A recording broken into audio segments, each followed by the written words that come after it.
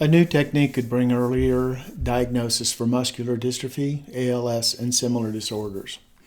A new blood test that could reveal the genetic roots of muscular dystrophy, myotrophic lateral sclerosis, and other disorders caused by the expansion of DNA repeats, potentially helping doctors diagnose their patients' condition sooner.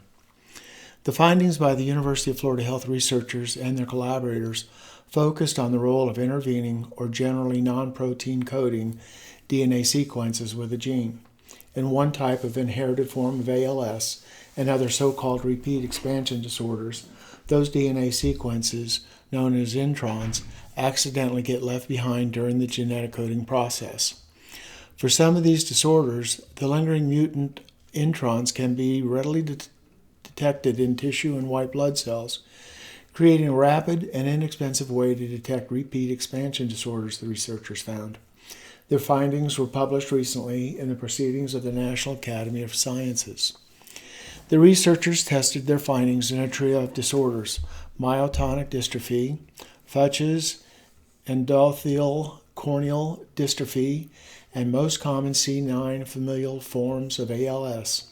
ALS, also known as Lou Gehrig's disease, is a fatal progressive nerve cell disease that affects muscle movement. Some 30,000 people in the United States have the disease, according to the ALS Association. The new testing method allows repeat expansion disorders to be identified earlier using accessible tissue, said Maury Swanson, a UF Health genetics researcher. With current testing methods, patients may have advanced symptoms of a repeat expansion disease. The new findings change that, Swanson said.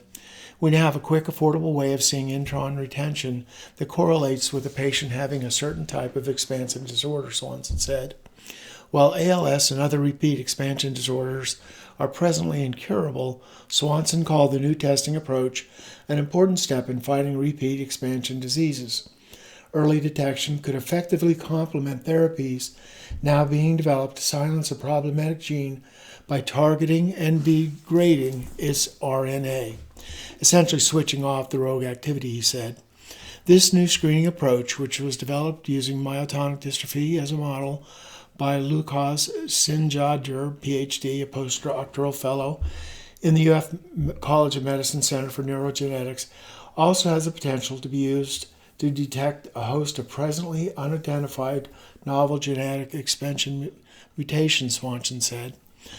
To establish their findings, the researchers collected muscle, brain, and blood samples from living and deceased patients with two forms of myotonic dystrophy, ALS and spinocerebellar ataxia type 10, a hereditary disease that affects limb movement and speech.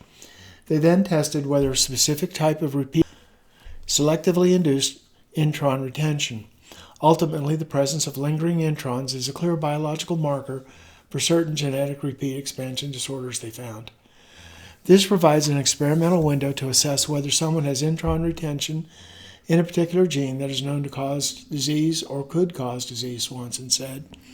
Among the other potential advantages to this new approach, patients could be diagnosed relatively early if they have a family history or show initial signs of repeat expansion disease. Next, Swanson said he wants to do further research using intron retention to search for other repeat expansion diseases that have yet to be identified.